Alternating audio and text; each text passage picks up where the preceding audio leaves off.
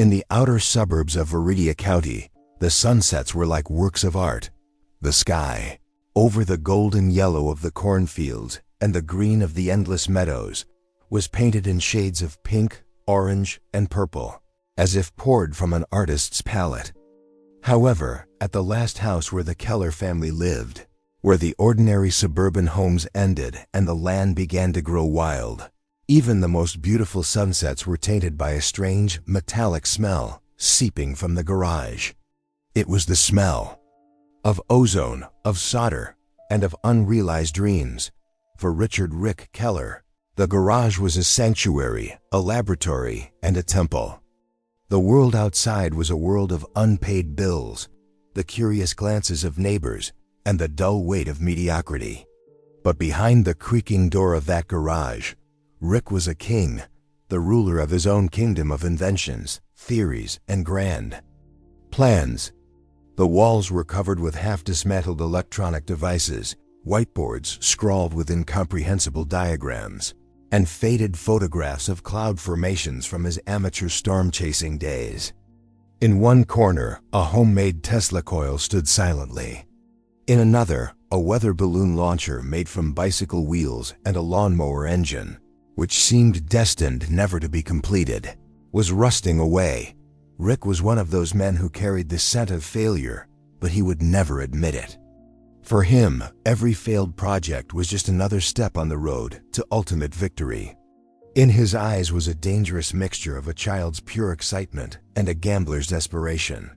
He was always after the big one, that single brilliant idea that would save him and his family from this mediocrity and make his name known to the world. His wife, Lena, had been patiently dealing with this for years. On nights when Rick was filled with that manic energy, listening to the strange whirring and small explosion sounds coming from the garage, she would wonder where her husband stood on that thin line between genius and madness. For the family's 3 children, the garage held different meanings. For 16-year-old Clara, the eldest, it was the center of her embarrassment. It was the reason she couldn't invite her friends over, the reason she couldn't explain why her father wasn't like other fathers.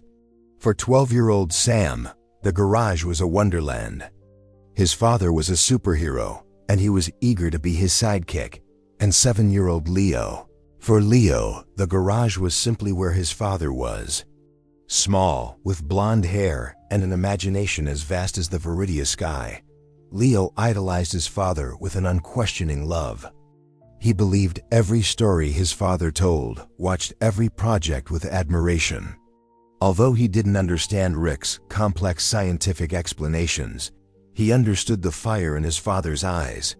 That fire for Leo was the safest and most exciting thing in the world. That autumn morning, the unsettling silence before a storm had also descended upon the Keller house. For weeks, Rick had been working in the garage on his most ambitious project yet. Unlike the others, he wasn't hiding this project from his children, especially not from Leo. On the contrary, he had made him a part of it. Lena was worried about this. She was afraid that Rick's ambition would pull in their youngest and most vulnerable son. That morning, when Rick opened the garage door, the air coming from inside was different than usual.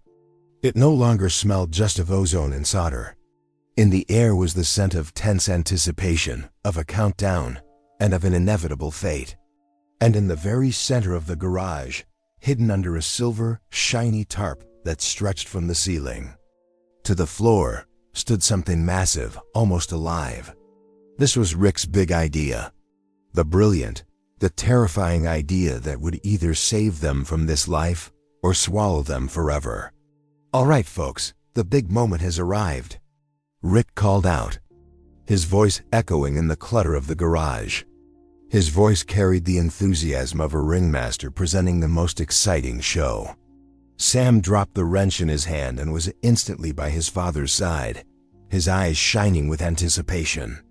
Lena stood in the doorway of the kitchen, her arms crossed over her chest, that familiar, tired mixture of love and concern on her face.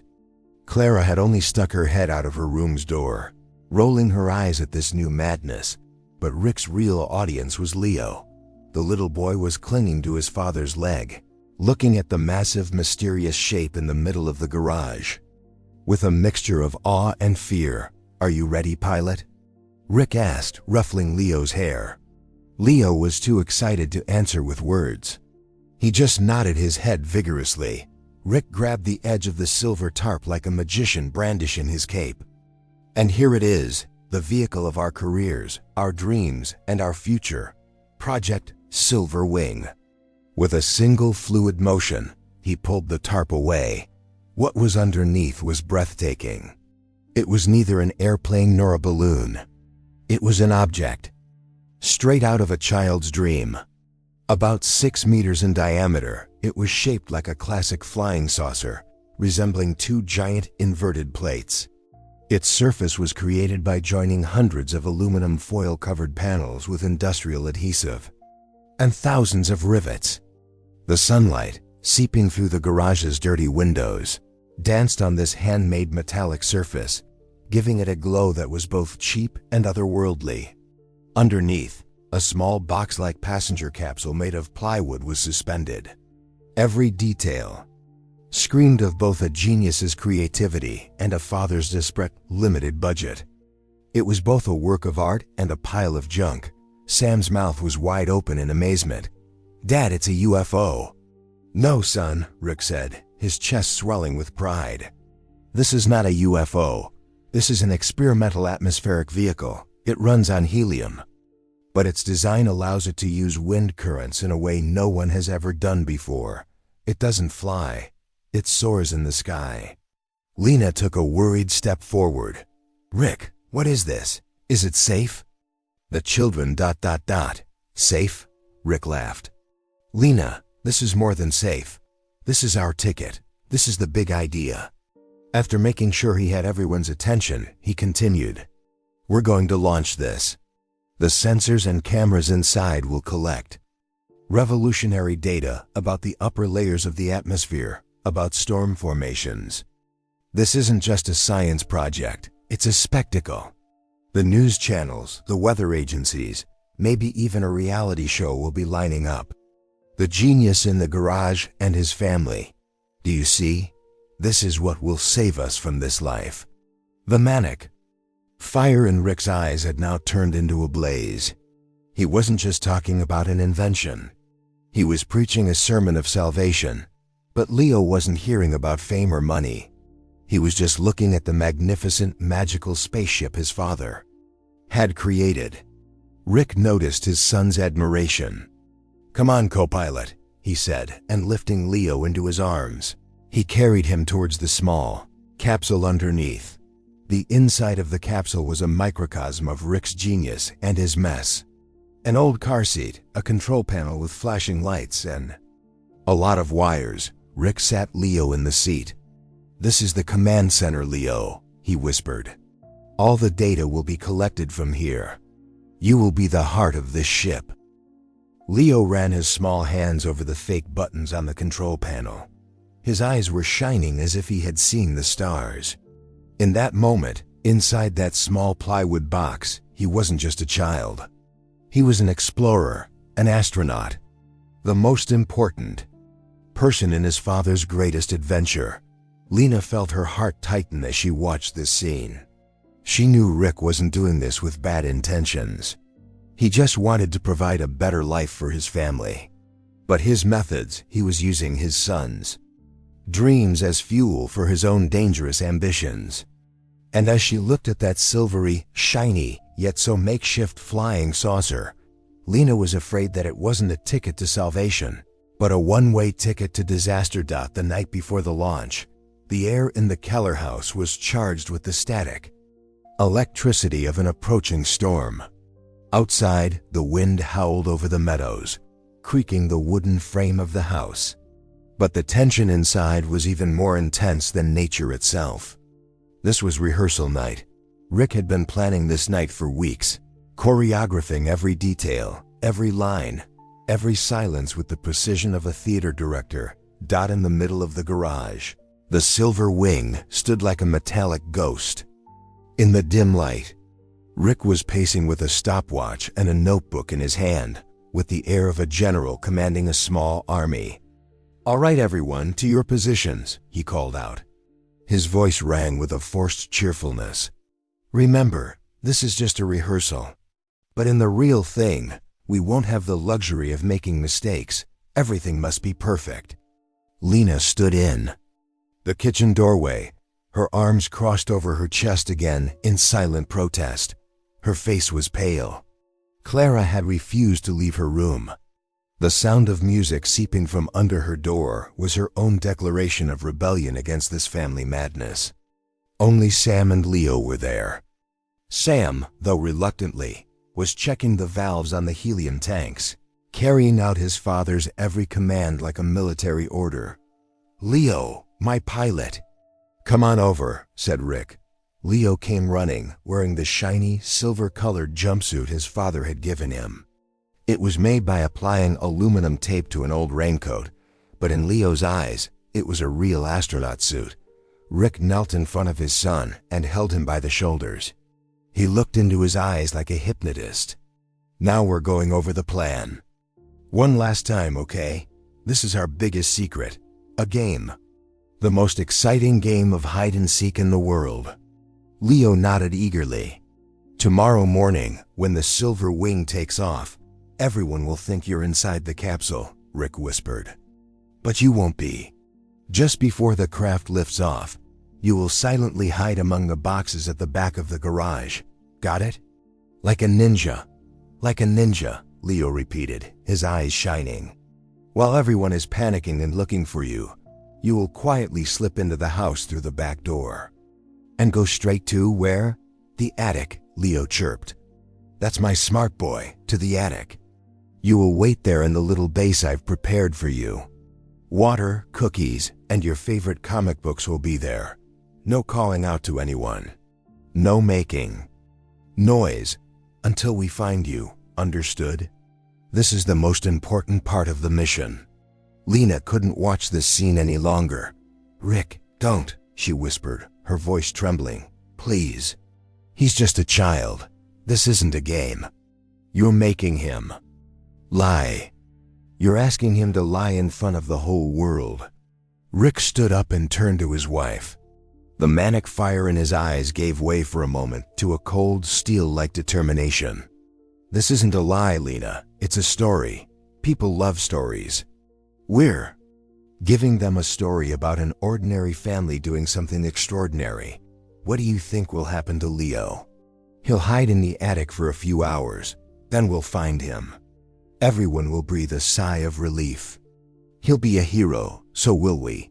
This is for his future. For all of our futures. What if something goes wrong?" Lena insisted. "What if someone sees him? What if he gets scared?" "Nothing will go wrong," Rick raised his voice. "Because I've planned every detail." He looked at his stopwatch. "Now, launch position. Sam, check the tethers. Leo, get into your hiding position. Let's go, let's go, let's go." Leo giggled at his father's command and dove among the empty cardboard boxes at the back of the garage. Rick, as if his son were really inside the capsule, closed the door of the capsule under the silver wing and began to count down dramatically. 10, 9, 8, ... Lena saw her son's shining eyes as he hid among the boxes, saw how completely engrossed he was in the dangerous game his father had created. And in that moment, she understood that Rick was using not only the helium tanks, but also his own son's innocence down to the last drop. As the countdown continued, something inside Lena broke. This was not just a rehearsal. This was the moment her family's moral compass shattered. And when the sun rose the next morning, they would never be able to put those pieces back together again. Dawn broke over Viridia County with a pale, hesitant light. The sky was cloudless and brutally clear, a calm that Rick called perfect launch conditions, but which Lena felt was the harbinger of an impending disaster. No one ate breakfast at the Keller house. The box of cereal and the carton of milk on the kitchen table stood like an untouched still life painting. The tension had thickened the air inside the house so much that it could almost be cut with a knife. Rick hadn't slept since the night before. His eyes were shining with caffeine and adrenaline.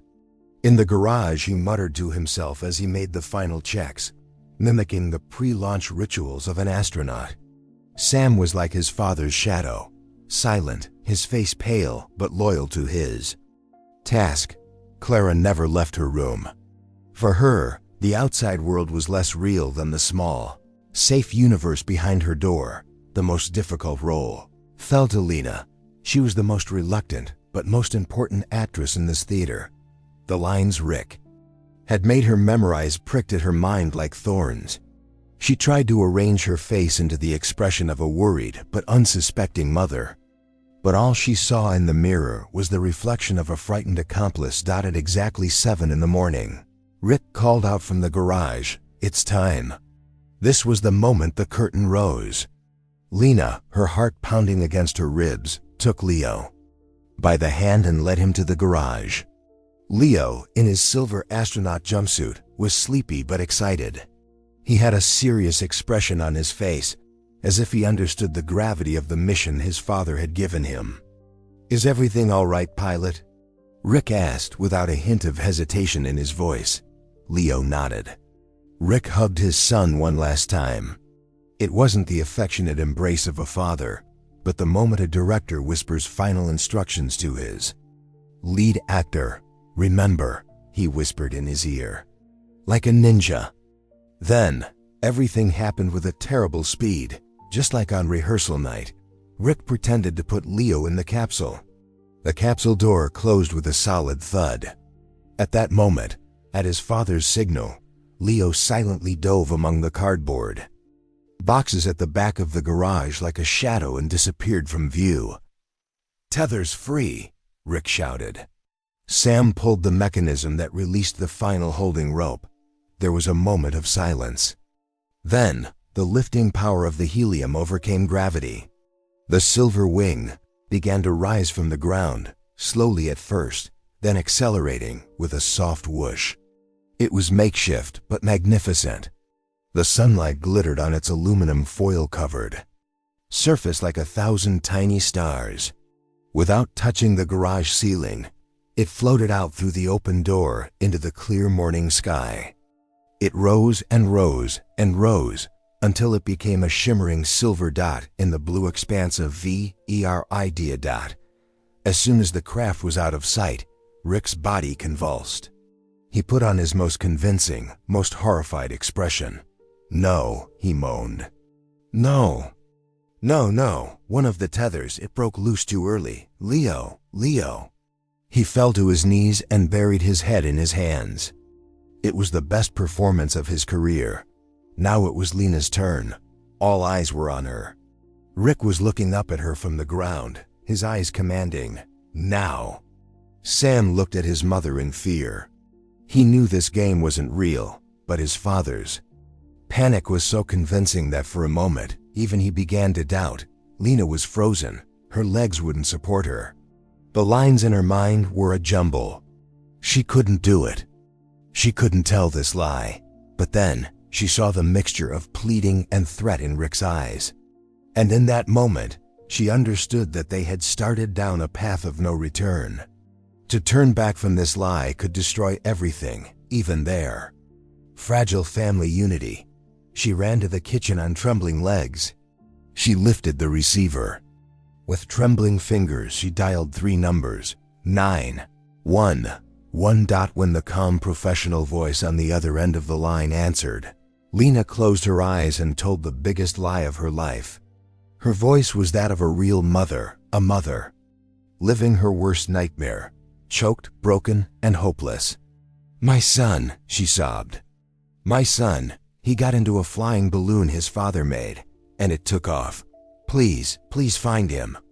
Lena's trembling, sobbing phone call was the first crack in the wall of a silent dam, and the water that seeped from that crack turned into an uncontrollable flood within minutes. The first to arrive was a single patrol car from the Viridia County Sheriff's Department. The sound of the distant siren approached, waving over the cornfields, and pierced the artificial silence in front of the Keller house like a dagger. When the car skidded to a stop on the gravel, the siren cut off, but it was replaced by the crackling announcements from the car's radio and the sharp slam of doors. Deputy Sheriff Brody got out of the car. He was in his late 40s, a man who moved slowly and methodically, who wore the calm weariness of someone who had seen every kind of tragedy life had to offer. Rick burst out of the garage to meet him. His eyes were bloodshot, his hair was a mess, and on his face was the desperate, wild expression of a father living his worst nightmare. My son is inside," Rick shouted, walking towards Brody. "It's my fault. It's all my fault. It was an experiment, just a weather balloon. One of the tethers broke. God, he's only 7 years old." Rick's performance was so flawless that the professional expression on Brody's face gave way for a moment to pure human compassion. He placed his hand on Rick's shoulder. "Calm down, sir. My name is Brody. We're here to help you. Now tell me exactly what happened." Rick, out of breath, told the pre-planned story. Every word, every pause, every tremor in his voice was perfect. Lena had appeared in the doorway, her face buried in her hands, her shoulders shaking with silent sobs. She was the most tragic figure in this lie, because her pain was not an act. Even though she knew her son was hiding in the attic, she was truly grieving for the moral abyss her family had fallen into. Brody was scanning the sky as he radioed into dispatch. "Dispatch, this is 7 Atom 4. We have a child airborne in a homemade helium balloon. The balloon is silver, shaped like a flying saucer, currently heading northeast. Notify the Air Force and the FAA immediately. This is a search and rescue operation." In that moment, the incident transformed from a local tragedy into an official crisis. And then the second car arrived. It wasn't a police car, but a white van from the local news station, Channel 8, with a large logo on its side. Someone was clearly listening to the police scanner. A young, ambitious reporter and her cameraman got out of the van and immediately spread out on the Keller's lawn. The camera zoomed in on the crying Lena, the distraught Rick, and most importantly, on the small silver dot in the sky. Silver Wing was no longer a dream in Rick's garage. It was now news. It was a breaking story. When Rick saw the cameras, the famed monster inside him awakened for a moment. Behind his pained expression was a terrible satisfaction that his plan was working. But this satisfaction vanished instantly when he looked at the sky. The Silver Wing was drifting with the wind currents much faster than he had expected. It was climbing much higher. It was completely out of his control. In that moment, he realized that the monster he had created was not just a story, but a real, dangerous object made of tons of metal and helium, flying thousands of feet in the air. As Deputy Sheriff Brody tried to keep the reporters at bay, new announcements began to come through his radio. Air traffic control had halted all flights in the area. The National Guard was preparing a search helicopter. The story had hit the national news wires. Lena watched this madness from the kitchen window. Her house, her own home, had turned into a crime scene, a movie set. And she looked at the small shimmering dot in the sky that had become almost invisible. That silver dot was not just a makeshift invention. It was the soul of her family, rising, drifting, and getting lost in a lie whose destination was unknown. The arrival of the Channel 8 van was just the beginning. The first announcement that had spread over the police scanner was like a poison that had entered the media's bloodstream. And now, vultures from all over the country were flocking to this small, quiet suburban house. Within an hour, the quiet road in front of the Keller family's house had turned into a media circus. Live broadcast trucks with the logos of national channels had turned their satellite dishes to the sky, towards that silvery dot. The sound of helicopters hummed over the cornfields, trying to frame both the Silver Wing and the drama on the ground at the same time. Rick and Lena had become prisoners in their own home. Every window was a lens pointed at them, every silence a microphone, waiting for the next question. In the center of this chaos, Rick continued to play the most challenging role of his life, the role of the devastated father. He was explaining the plans of the Silver Wing, every bolt, every trace of adhesive, to Deputy Sheriff Brody and the FBI agents who arrived later. His voice trembled with regret and panic. But in a corner of his mind, that dark narcissistic part was taking a secret pleasure in this attention, in this leading role on the national stage. These people were talking about his genius, his invention. For the wrong reasons perhaps, but he had finally been noticed. However, it was Lena who bore the heaviest burden of this role. She had taken refuge inside the house, in the kitchen. But the cameras found her there too. The ambitious reporter from Channel 8 had somehow managed to slip inside and had extended her microphone to Lena, whose eyes were swollen from crying. "Mrs. Keller," the reporter said, with an artificial sympathy in her voice, "the entire country is holding its breath with you. Millions of mothers are feeling your pain right now. What would you like to say to the world? Do you have a message for little Leo?" It was a cruel question. Lena froze for a moment. Her eyes were locked on the cold, soulless lens of the camera. In her mind, the knowledge that her son was safe, reading his favorite comic book in the attic, collided with the weight of the terrible lie she had told the whole world. Which pain was more real? The imaginary danger to her son, or the moral collapse of her family? Tears began to stream from her eyes, but these were not just tears for the role. These were the real tears of guilt, of fear, and of being trapped in this terrible game. "Leo," she whispered, her voice just loud enough for the cameras to hear. "Sweetheart, if you can hear me, don't be scared. Your father and I are here. We will find you. Just hold on, okay? Please hold on." It was everything she had to say as a mother. But at the same time, it was a secret instruction sent to her son in the attic to continue this lie. "Hold on, keep hiding. Don't give us away." This moment reached millions of viewers on live television. A crying mother, pleading with her lost son. This was ratings gold. From that moment on, this was no longer just a news story. It had turned into a national drama, a soap opera in which everyone was a part.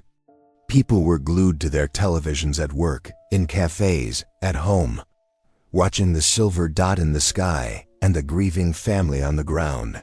Inside the house, 12-year-old Sam was watching all this madness from his room's window. He couldn't decide if his father was a genius or a monster. When he saw his mother's tears on live television, he felt as if he had been punched in the stomach. This game had now gotten out of control. And on the top floor, in the small, dusty space of the attic, 7-year-old Leo was completely unaware of the chaos below. He was just carrying out the mission his father had given him. He was as silent as a ninja, as patient as a hero. He did not hear his mother's voice on the television. He was just waiting for the moment his father would find him and this wonderful game would be over. He did not know that while he was waiting, the lie his family had created, like the silver wing soaring in the sky, was drifting with the wind to a higher, more dangerous altitude. As the hours passed, the small media circus in front of the Keller family's house transformed into a massive national carnival of hysteria. The Balloon Boy story was no longer just a local news item. It was a drama injected into the nation's veins, and everyone was holding their breath for the next act. In the huge newsrooms in New York and Los Angeles, all other major news of the day, politics, the economy, international crises, was pushed to the background. The opening credits of the main news bulletins began with helicopter footage of that trembling silvery dot in the sky. At the bottom of the screen, emergency headlines like "Lost Child Trapped in the Sky" flashed.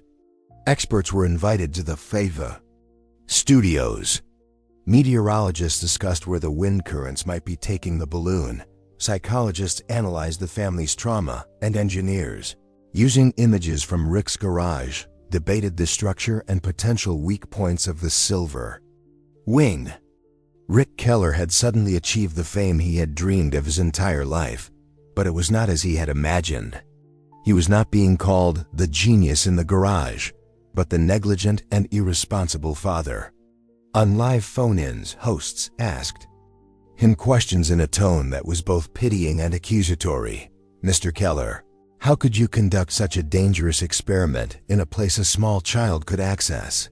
Had you conducted any tests on this balloon?" Rick answered every question with his voice trembling with regret, giving the pre-planned answers. But every answer sank him deeper into the web of lies he had created. This frenzy was not limited to television screens. Social media and the internet had become a platform where rumors, theories, and prayers spread like a wildfire. The hashtag #SaveLeo had become the #1 trending topic worldwide within minutes. People were sharing blurry photos they had taken from their own backyards, showing the small dot in the sky. Some claimed to have seen UFOs around the balloon, while others suggested it was a secret government experiment. The story had grown so large that it no longer belonged to the Keller family. It belonged to the public. Everyone had a role, an opinion, a feeling in this story. Millions of people were worrying, praying, and crying for a little boy they had never met, whose face they had only seen for a few seconds. Inside the Keller house, at the epicenter of this national frenzy, the family was completely disconnected from reality. Their phones were ringing off the hook. Journalists, filmmakers, and even psychics from all over the world were trying to reach them.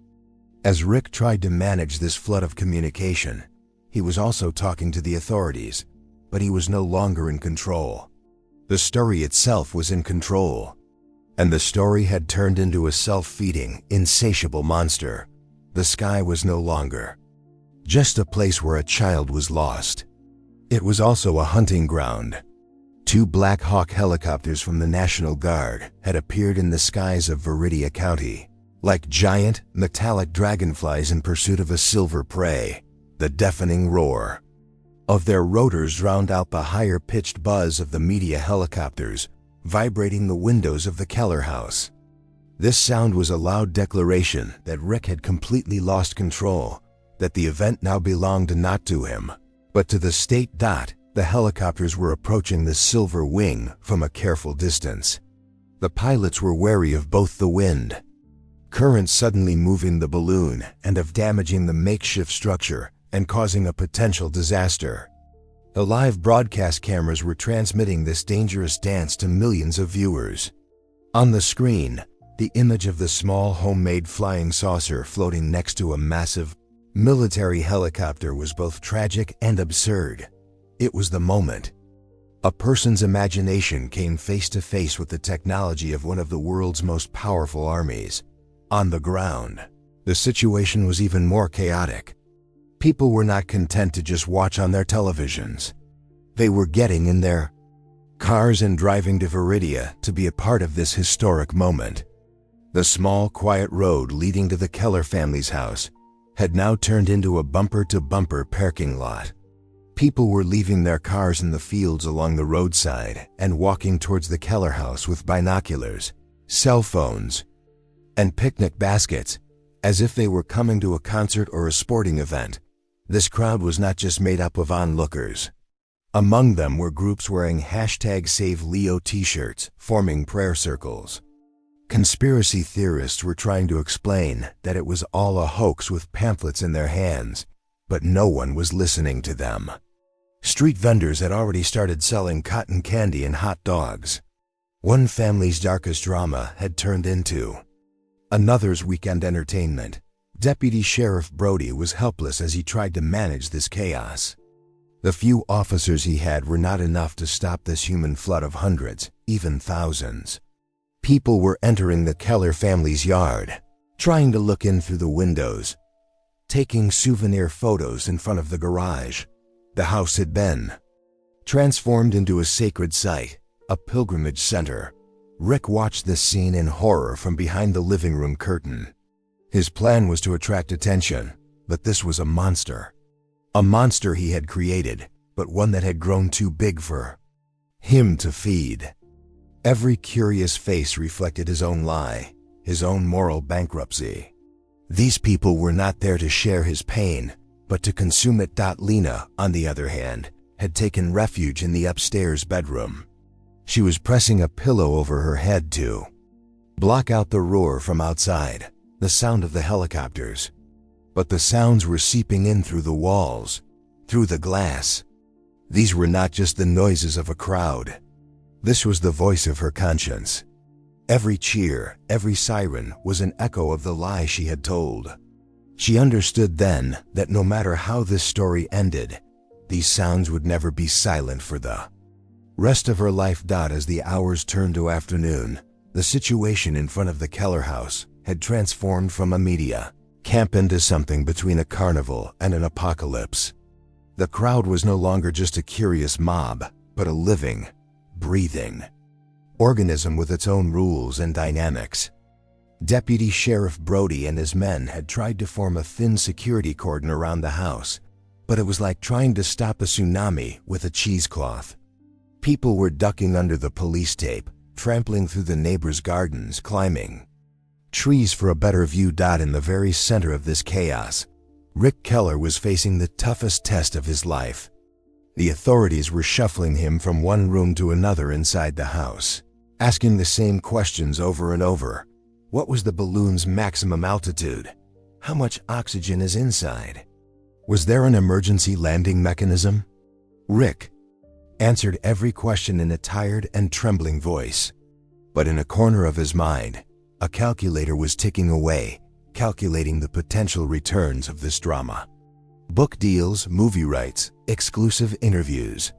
This nightmare was also a lottery ticket. The thought dripped like poison into his conscience, but it also fueled his ambition. However, the real clowns of this circus were the media themselves.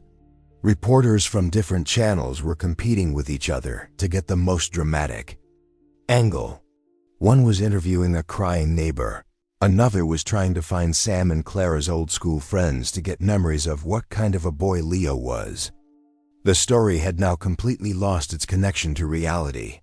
Leo was no longer a boy trapped in the sky. He had become a blank canvas onto which any and every emotion could be projected. He was a symbol of lost innocence, a victim of negligent parenting, and to some, even a part of a divine miracle. The peak of this madness was reached around 3 in the afternoon. A famous television personality and psychic, Madame Zola, accompanied by live broadcast cameras, broke through the police cordon and burst into the family's yard. She was wearing an extravagant purple cape and a turban. Closing her eyes, she raised her hands to the sky, towards that silvery dot.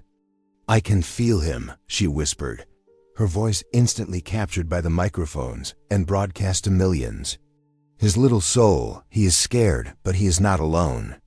There are guardian angels around him. He is sending me a message," he says. "Tell my mother not to cry." This scene was the height of absurdity. But the crowd on the ground was watching this theater in awe. People were crying, hugging each other, believing every word Madame Zola said.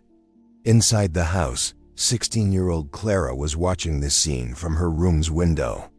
The music had stopped. What she was seeing was even crazier than her father's inventions in the garage. And in that moment, her shame was replaced by a cold, sharp anger. These people had turned her family's pain into an entertainment, a spectacle. And the director of this show was her own father. Clara burst out of her room and ran down the stairs. She stood before her father, who was giving a statement to an FBI agent in the living room. "Stop this," she said, her voice as cold as ice. Rick was surprised for a moment. "Clara, now is not the time. Now is the time," Clara shouted, raising her voice to her father for the first time. "Look outside. Look at those clowns. They are making a mockery of us. Because of you.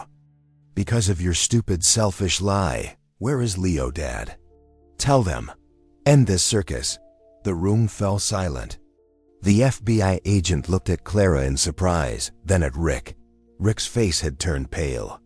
The first major crack in the walls of his lie had come from the most unexpected place, from his own daughter. And that crack was now too deep to be repaired. Clara's scream, erupting in the middle of the living room, shattered not only the silence within the family, but also the entire course of the operation. The FBI agent cut his question to Rick short, his eyes darting suspiciously between the father and daughter. The mask of the grieving father momentarily fell from Rick's face, revealing the naked fear of a panicked conspirator underneath. That moment, that brief instant of silence, was even more terrifying than the hell outside the house. However, this internal explosion was interrupted by news from the sky. The excited voice of a helicopter pilot crackled through Deputy Sheriff Brody's radio. Dispatch, this is Air Scout 1. The target is losing altitude. I repeat, the silver balloon has begun its descent. This announcement instantly shifted the tension from inside the house to the outside. The uncomfortable silence in the living room was forgotten. Everyone's attention was once again turned to the sky, to that small, silvery dot. Live news anchors announced the news as a breaking story, their voices trembling with the expectation of both a tragedy and a miracle. The Silver Wing, due to a slow helium leak that Rick had not anticipated, had begun its weary descent back to Earth. After hours of soaring, this news mobilized the crowd and the media army in front of the house. Like a beehive, the waiting was over. The descent had begun. Radar data from the Air Force and wind calculations from meteorologists determined the balloon's probable landing site, a desolate area of abandoned farmland about 30 miles east of Viridia County. This was the beginning of a great migration. A long convoy of live broadcast trucks, police cars, and curious citizens began a race down the narrow country roads, kicking up clouds of dust towards that designated point. The circus was moving to set up a new tent. The Keller family's house was suddenly enveloped in a strange silence. All that was left was the crushed trash on the lawn and that strange, expectant emptiness hanging in the air. The Keller family had been gathered by the authorities in front of a television in the living room. They were now suspects, but they were still in the role of victims. They too, just like millions of people, had to watch the final act of the drama they had created. Live on air. The screen was filled with breathtaking images from a helicopter. The Silver Wing was no longer a small dot in the sky. As it descended, its makeshift, handmade glory became visible again. It floated down towards a golden cornfield, swaying slightly in the wind like a toy. Its landing was not like a disaster. It was slow, calm, and almost melancholic. A tired dream, returning to Earth to rest. Finally, the plywood capsule underneath touched the ground, rustling the corn stalks. The silvery body remained suspended in the air for another moment, and then, as the last of the helium gave out, it slowly tipped over with a sigh. Silence. The teams on the ground reached the scene. The television screen split into the views of multiple cameras. On one side, the helicopter camera filming from a distance. On the other, the body camera of a sheriff's deputy. Paramedics, firefighters, and police officers approached the silent, silver heap with slow, cautious steps, as if approaching a bomb ready to explode. Rick held his breath. Lena covered her mouth with her hands. Clara and Sam couldn't take their eyes off the screen. This was the end of their lie. Deputy Sheriff Brody reached for the simple latch on the capsule. The whole world was watching that moment. Brody hesitated for a moment, then turned the latch and slowly opened the door. The camera zoomed in on the inside of the capsule. The old car seat, the control panel with its meaningless lights, the wires and emptiness. The capsule was completely empty. The live news anchor's voice cut out for a moment. Then, he whispered in astonishment, The capsule is empty. The child is not inside." In the living room, time stood still. The fake concern on Rick's face was replaced by a real, pure horror. This was not the plan. The plan was for Leo to be miraculously alive. But an empty capsule, this could only mean one thing. The crackling voice from Brody's radio put the terrible question in millions of minds into words. "Dispatch. The child is not in the capsule. My God, could he have fallen out midair?" Fallen? Out midair? That horrific question, whispered from Deputy Sheriff Brody's radio, spread like poison through the minds of millions on the live broadcast. The story, which until that moment had been one of hope and waiting for a miracle, had suddenly taken the darkest, most tragic turn. The voices of the live news anchors began to tremble. Experts began to discuss the probability of a child falling. From that height, the chances of survival. The national drama had suddenly turned into a national mourning. The atmosphere in the cornfield changed in a second. The hopeful expectation on the faces of the search and rescue teams was replaced by an urgent panic. They were no longer looking for a single balloon, but for the body of a small child in a 30-mile stretch of land, in the cornfields, dense forests, and meadows. The search operation reached a massive and desperate scale. The helicopters were no longer scanning the balloon, but the ground. Hundreds of volunteers, police, and firefighters began to move shoulder to shoulder through the cornfield. Looking at the base of every stalked dot in the Keller family's living room, this new reality exploded like a bomb. The moment Lena heard on television the possibility that her son might have fallen from the sky, she let out a scream. This was not a scream for the role. This was the real, pure scream of horror of a mother who understood how the monster created by her own lie could turn even the most innocent scenario into a horror movie. She fell to her knees and burst into sobs. Rick was frozen. His face was as white as chalk. This was not in his plan. He had planned to be a hero. But now he was facing the possibility of becoming a negligent monster in the eyes of the entire country, responsible for his son's death. "No," he whispered to himself. "He didn't fall. He can't have. He's at home." But his voice was so faint that no one heard him. The icy voice of Clara cut through the atmosphere in the room. "Dad," she said, her eyes locked on her father. "End this game, right now." But it was too late. The story was completely out of their control. The FBI agent came to Rick's side. There was not the slightest trace of sympathy in his eyes anymore. "Mr. Keller," he said, his voice cold and distant, "I think you'll need to come down to the station with us and tell us everything from the very beginning one more time." It was not a request, but an order. Rick and Lena were no longer grieving parents.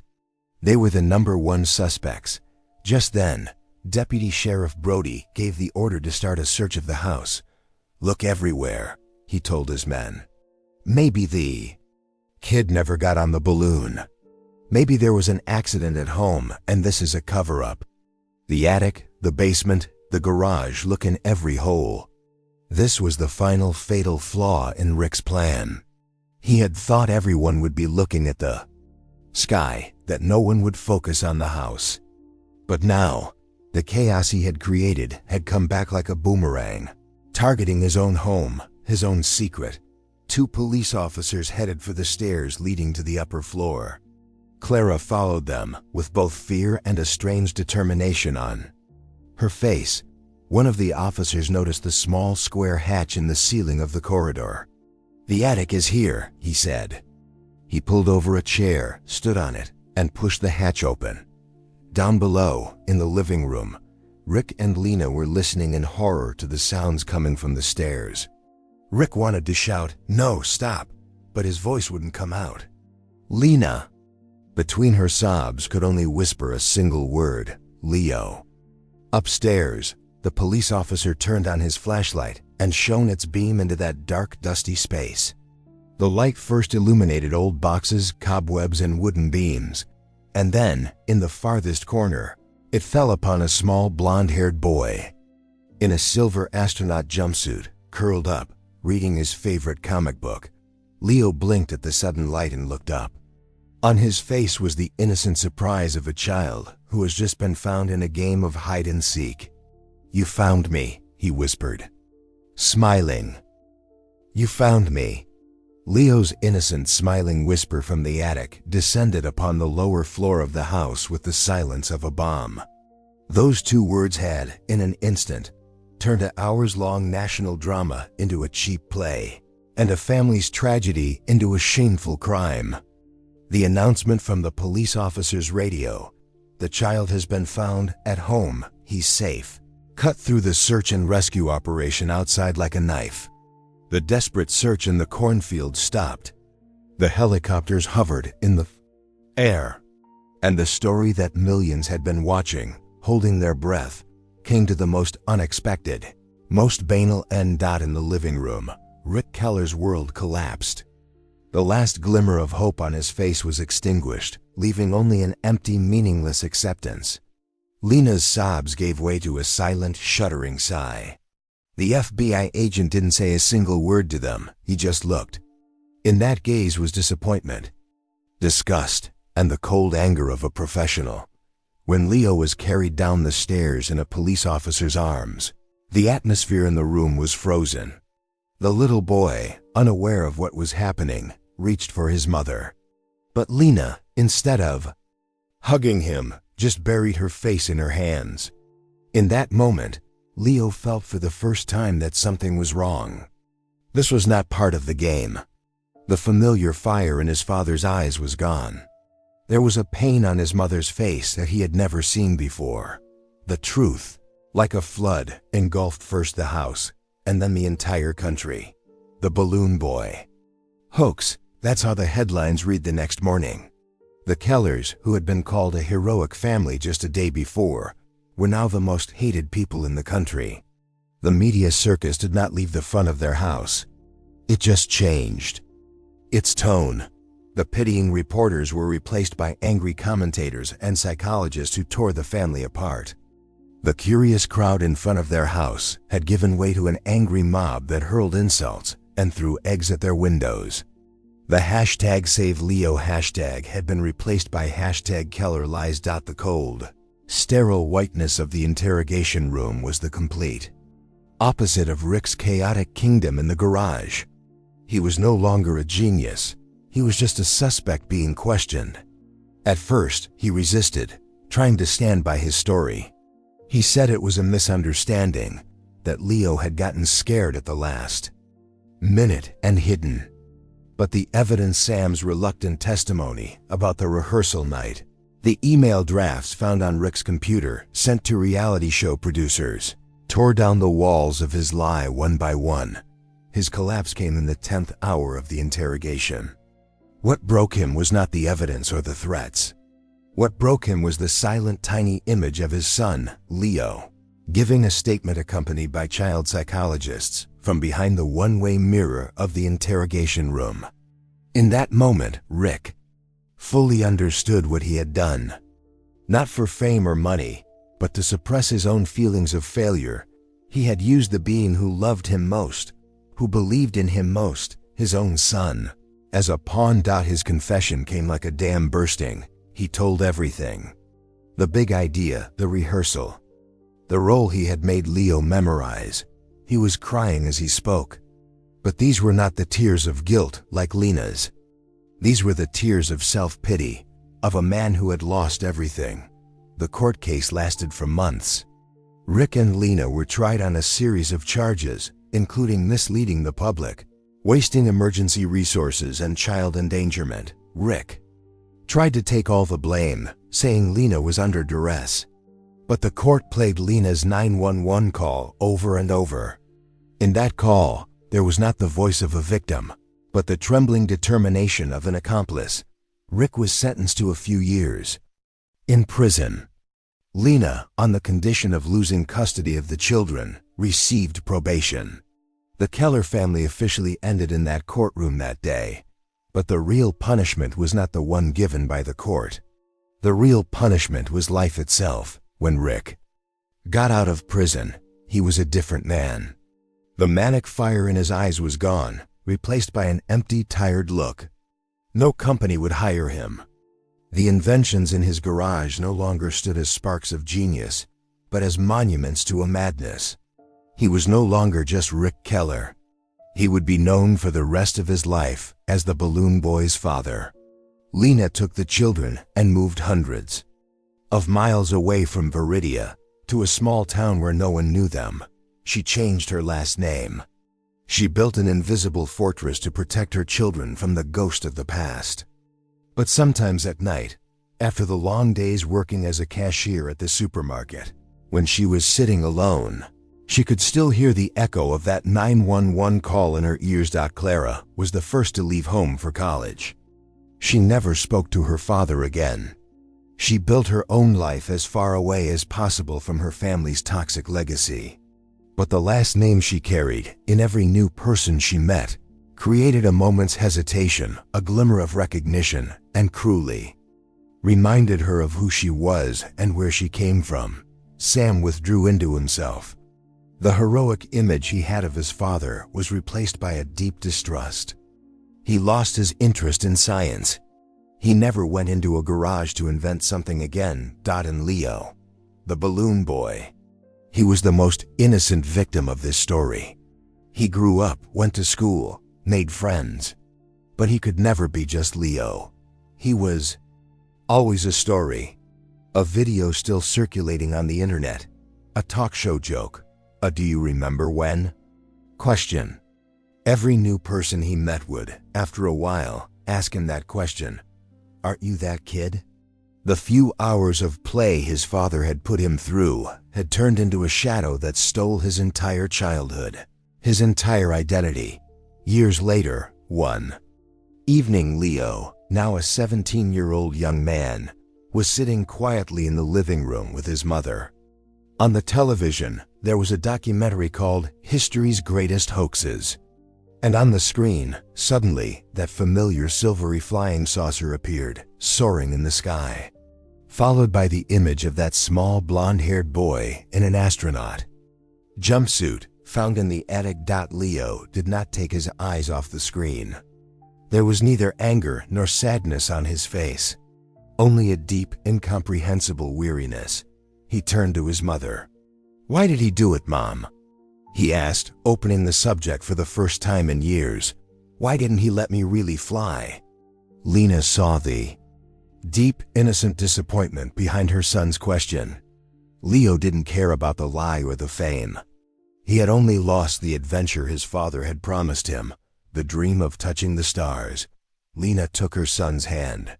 There was only one answer she could give. "Because," she whispered, tears streaming from her eyes, "because some people think the best way to reach the sky is not to lift their feet off the ground, but to pull down the ones they love, sweetheart. Your father just chose the wrong path." Outside, far away from Viridia, over that small town, the sky was full of stars, real, unreachable, and honest. And on the ground, the deep, never-healing wound left by a family's lie continued to bleed in silence.